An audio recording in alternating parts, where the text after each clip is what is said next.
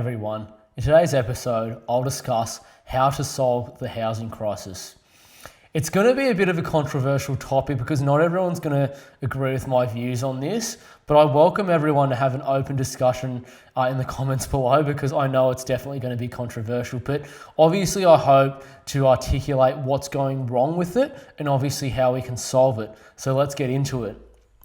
Look, in this episode, there'll be three main kind of key areas I'm going to discuss. So first of all, it's going to be the numbers behind the housing crisis.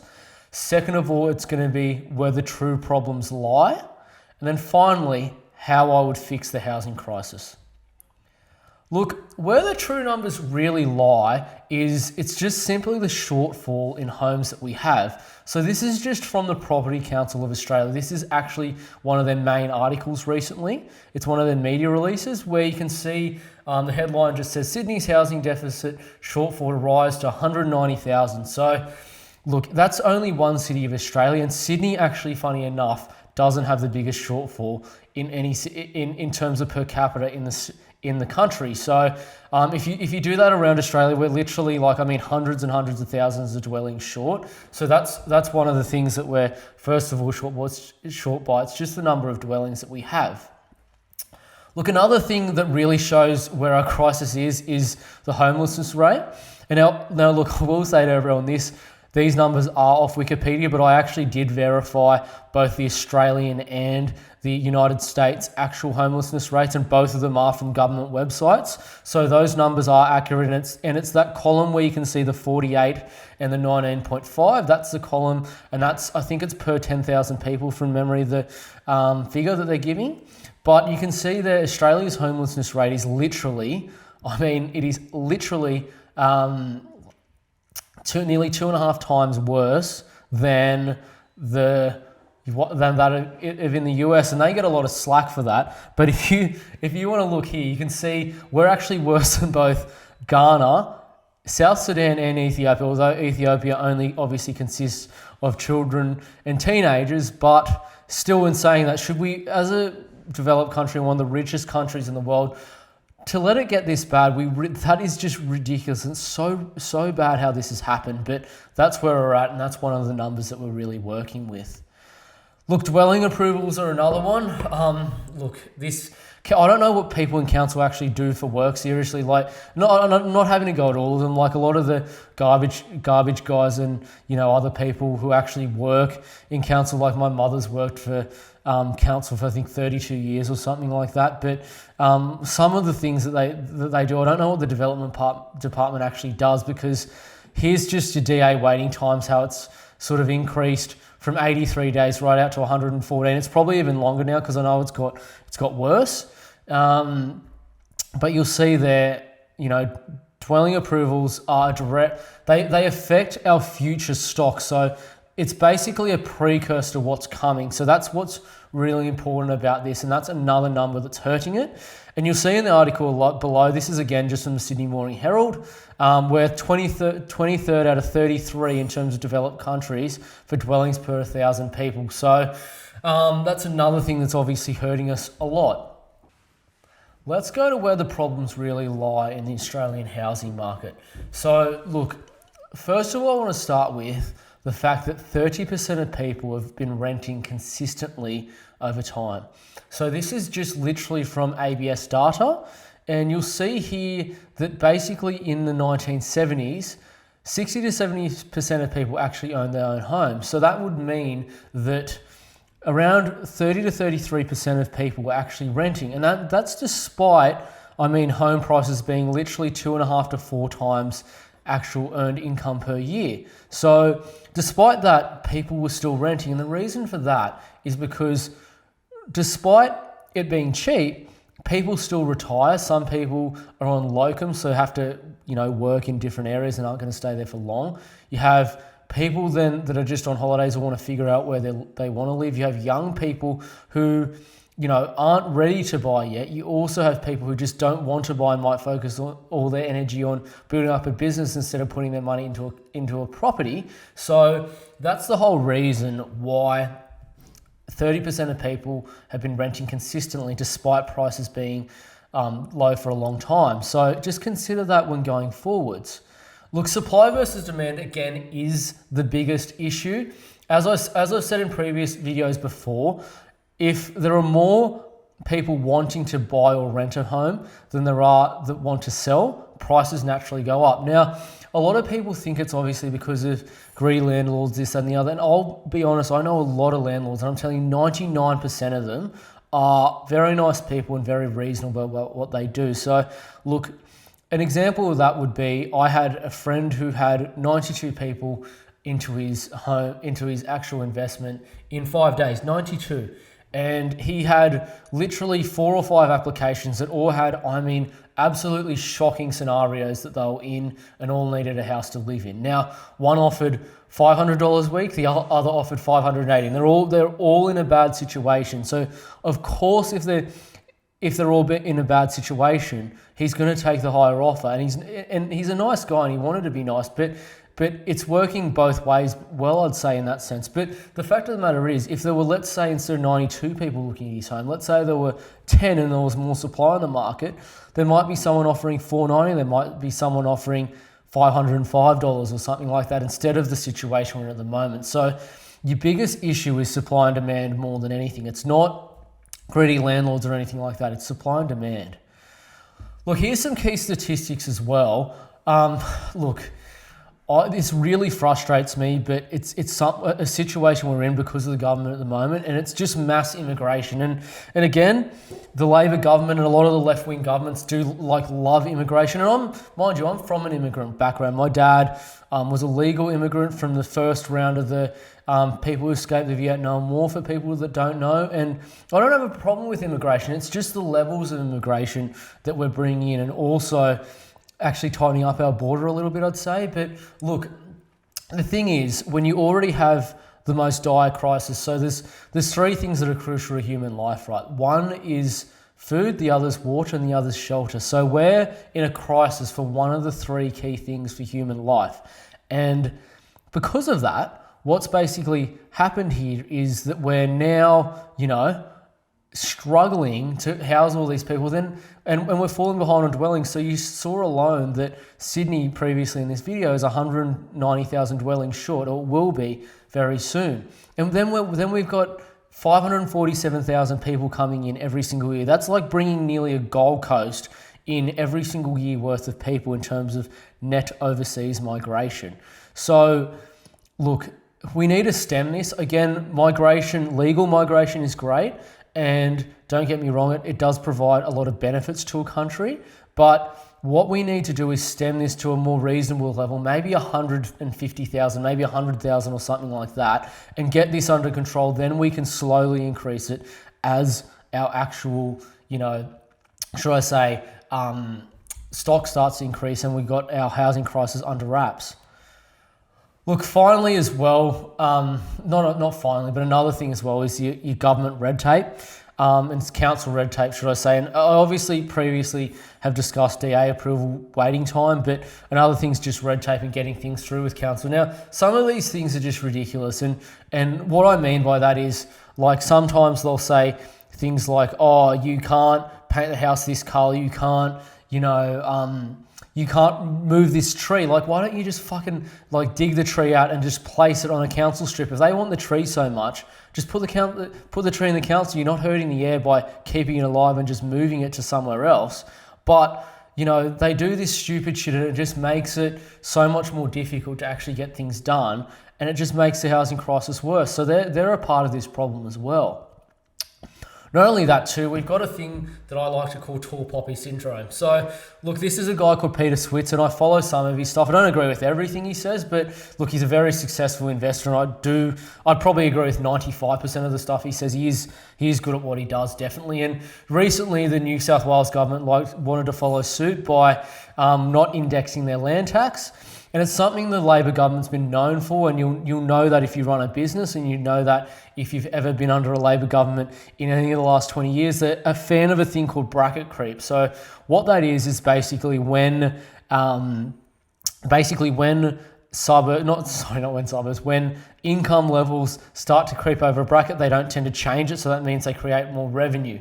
And the reason they need to do that is because they need your money to hand it out to someone else. That's the whole reason they do that. People should be, who aren't in dire situations, should be able to work and contribute. They don't need to take more money off people. But Peter Switz's article here is true, and he says New South Wales government joins Labor's tax assault on the successful. And it's true in the sense that most successful people had to work bloody hard to get where they are, and taxing them all is just the dumbest thing I've ever heard, because what will happen there is wealthier people, because they're generally more conservative with their money, particularly economically conservative, what they do is they invest less of their money, they don't hire as many people, which then means less tax revenue, which therefore means the government collects less tax per capita, and then they have to increase tax rates more, which then makes even the more conservative sort of successful people even more conservative, than they move their money. So it doesn't work. That's the key part I'm saying, and they need to stop doing this ridiculous tall poppy syndrome.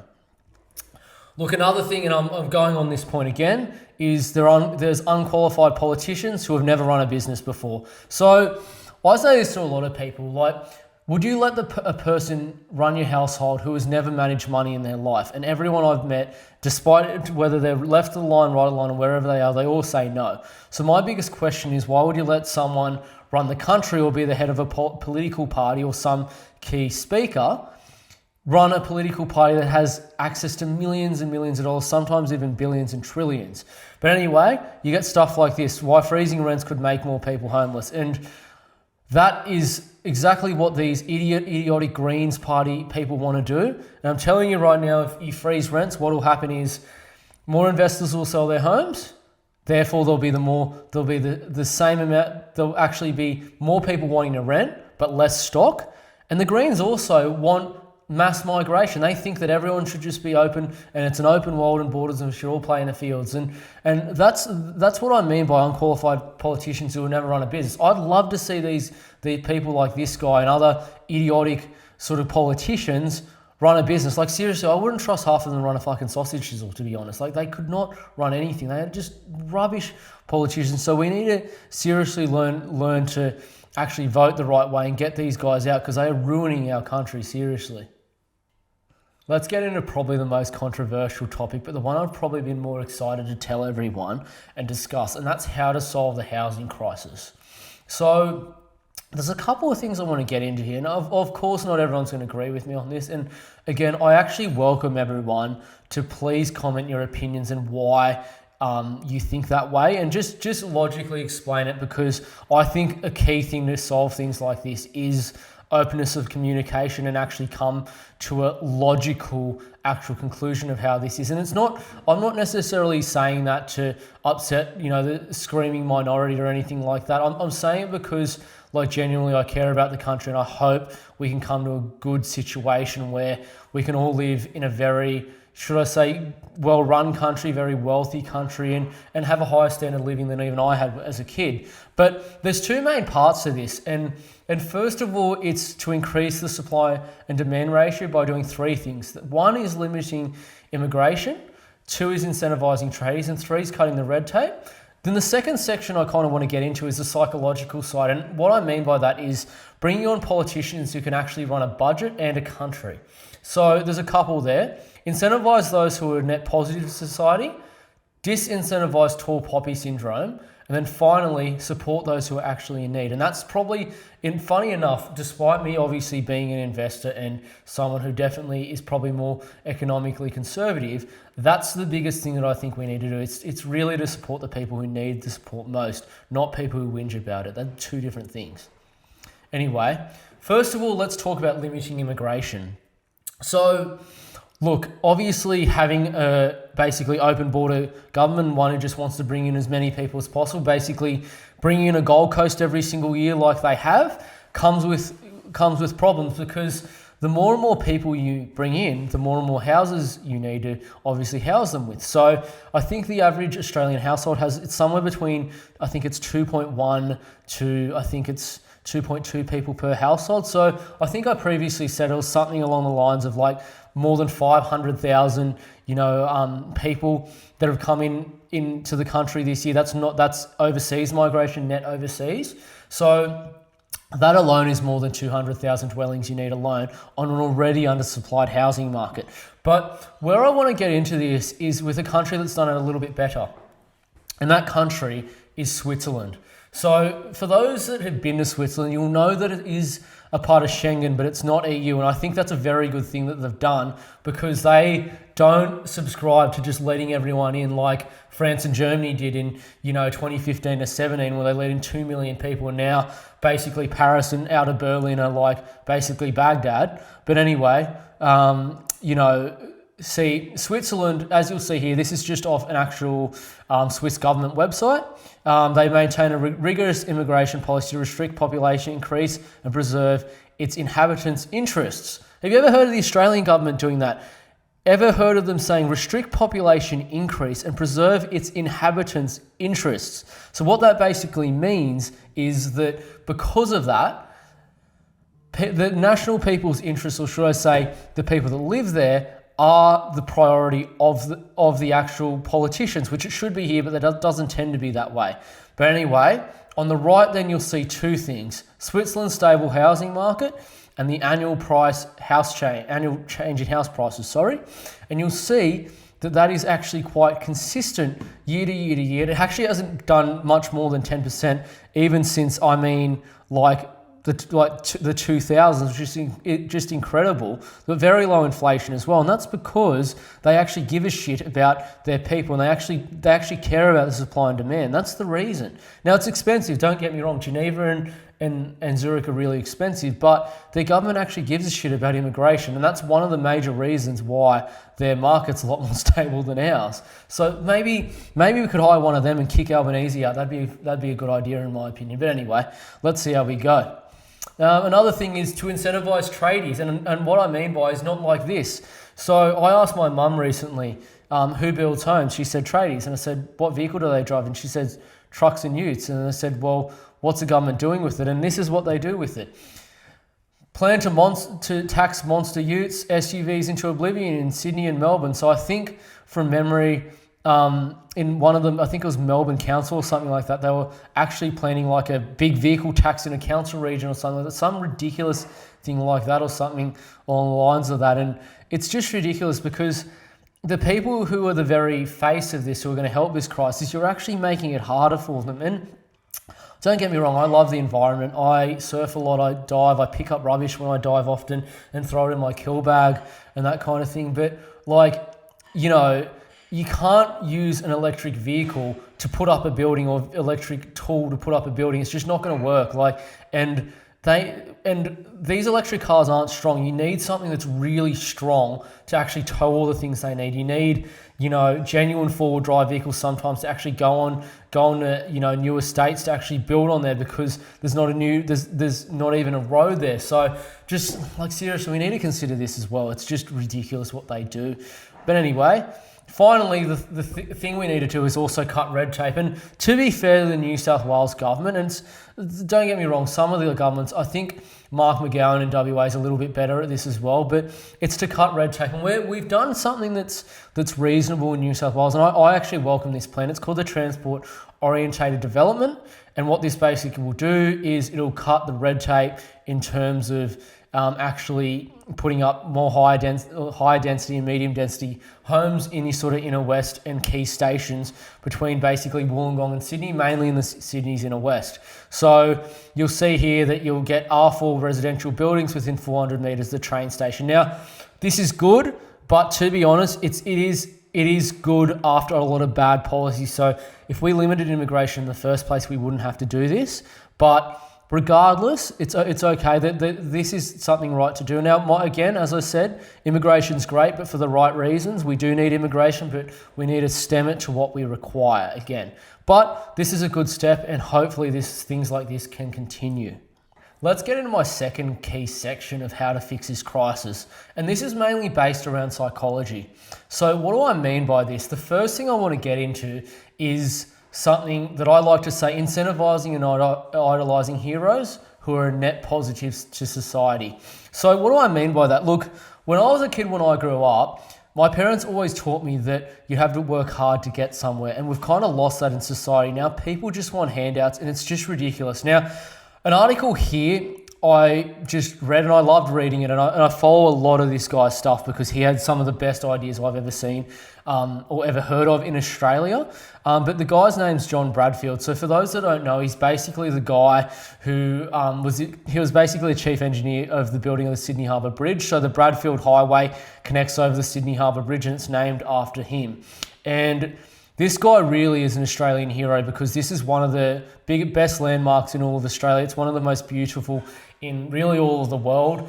And he's really the hero of it, to be honest. He's not the only hero, but all the people that were involved in it are really heroes. But this is the thing that we need to do in society these days. We need to look up to people who are very successful and have just done outstanding things and help the country, really, and just aspire to be like that. We don't need to have this ridiculous tall poppy syndrome. We need to think of these guys of, okay, how can I be a net positive society, and who's the hero I want to follow? How can I be like them, or how can I make myself the hero? That's what we need to think, and hopefully in the future we can do this. But it's all down to psychology, and I'll tell you right now, the media are a big part of that, and hopefully they can come into that, not like what they've been doing. But let's do exactly that. Incentivize and idolize heroes who are net positive to society. Look, the other thing is we need to incentivize contributions and get rid of tall poppy syndrome. So look, there's a thing here that and I'm not saying this to be overly controversial, but this is just an article, and it's just saying, do family payments actually support women? And it's not arguing about the family support payments. What it's actually arguing here is, do they actually support women in the sense that, does it support them going back to work or doing what they need to do? Or does it just basically disincentivize the right behavior? So I actually used to work with someone at a company, and she was basically, I think her technical title was customer service manager when I was in the corporate world. And she told me that her sitting at home collecting support payments would only leave her $50 worse off than if she worked full-time in a week, right? Oh, no, not full-time, sorry. It was 3 days in a week. So 3 full days, 24 hours from memory in a week. She'd only end up $50 better off for working 3 whole days in a week rather than staying home and doing nothing, because the government takes money off you. How the hell is that a policy? You should be saying, well done. You can keep the money for your children from the government because you're working. That's awesome. You are literally taking a tax contributor out of the economy and leaving it as taking the child support, the child payments money out, just simply because you're taking her payment away as she works. And that's just dumb. Let her keep her payment. If she wants to work hard and get her kid some better and stuff like that, fucking good on her. Why do you take this shit off people? And that's the thing, hardworking people, they could even be a woman, if they're literally working hard and they have a child payment coming to them. If they work, they should keep that money. Don't take it off them for doing the right thing. They're actually giving you more tax for doing that and probably paying their way more so for doing so. But again, because we have politicians that couldn't add up or couldn't run a fucking lemonade stand, that's the reason we have situations like this. And the thing I want to show everyone here is, it's a thing I like to say to a lot of people, and I come across a lot of people who, don't get me wrong, may be envious of someone who's done very well or something like that. But there's an image I like and basically a description I like to tell everyone. And I like to say to people, well, this person might be a multimillionaire or something like that, but does everyone know how much hardship he's had to go through? Most people only wait at the finish line and wait to see where they are rather than what they had to do. So you'll see here, and Jeff Bezos, for example, is a really good example of that. The guy had no money, was working sometimes 20 hours a day, 7 days a week, weeks on end, and no one knew who he was for 15 years. And look where he is. But across that, he would have faced all of these things, rejection, sacrifice, sleepless nights, tears, time management, persistence, disappointment. That's probably a big one. Focus, growth mindset. You know how hard that is, how hard that is to actually keep up? That is so hard. in business would be working 100 hours a week or more for weeks on end and stuff like that. And you sometimes you become like so downtrodden, and it's just so hard to continue. But then you get someone who you might see on a Sunday afternoon, and it's the only break you take, say that, oh, you're lucky because you have a house and you have this and the other. It's like, well, you farted around the whole time while you're in uni, you did nothing, you got provisional passes, now you work for a government institution that takes off, has a Thursday lunch off or half day Friday, and you say, oh, I don't have any money. You wonder why. That's exactly the reason why. So for those people that have that ridiculous tall poppy syndrome, look, tall poppy syndrome I only think it's relevant when you're saying it about someone who's literally been handed everything in life and then is basically cocky about it. That's the only time where tall poppy syndrome is warranted. For everyone else who's worked for it, you are absolutely pathetic if you have tall poppy syndrome. I'm saying that with vigor because that's exactly what you deserve to hear, because it's these people that are the hardworking Australians actually contribute a lot more than you think. Now, when I say that, in America it's a lot more, but this is actually off the Sydney Morning Herald. This is only last year. So you'll see here the top 1% contributed roughly a fifth of our entire tax revenue in 20 to 2021. Now that's actually higher. It's about 22 to 23% now. But let's say for those people that don't know this, if you disincentivize the top 1%, and they decided to move their business abroad, they might decide to move it to the UAE. They might, like Holden, because of stupid policy, move it to China or Southeast Asia, right? And let's say that happens, and the top 1% leave all their money over there. And let's say that top 1%, you shrink half of that and you only get, let's say 50% of what they gave. So you'd only get 10% of the total tax revenue in a year because of what you've done. Now, what will happen then is we have less money to spend, right, on services that we need. And it might even be, for example, like pension care, like something else like that too. And I'll tell you right now, if that happens, we're in more trouble and they'll need to tax you more. So you can't do that. The policy really should be something along the lines of, okay, let's incentivize more business owners and more tax, should I say, not more tax, but let's say creating more taxpayers and i.e. employees and a better business and employment, should I say, sphere for everyone and market. But let's ensure that the profits are passed down to the actual people. So that's something I'd consider in terms of reform, because if the profits are passed down to the people, don't get me wrong, the person who took the risk should take the most, 100%. But if the profits are passed down to the people more, then you've got more people employed, more money floating around in the system, therefore more tax. So you're making it a more efficient system because you're increasing the revenue and you're decreasing the amount of people that are on welfare. That's the reason. And the reason I actually say that is because all in all, really what we need to do is we need to support the people who are in need the most, really. So here's an example of what presently things happen within our government. So this is a couple of years ago, but a guy named Jim Kendall received a $11,000 pension debt letter, and down the bottom of the article here, you'll read that that's because he had an amount of money in his bank account, which is unbelievable because, but at the end of the day, that's his money. If he worked his ass off, this guy probably ran through literally, the Kokoda Trail or something. I don't know what he did, but he's obviously done something in terms of combat, because I read the whole article, and you're then billing him for it because he has money in his bank account. So you're not giving him a pension, you're giving him a bill because he worked hard. How does that make sense? If anything, he should probably get the same amount, if not more than someone, because he contributed more. That doesn't make any sense. Look, in my opinion, I don't agree with giving him more, but if everyone's getting it, it should be the same for all.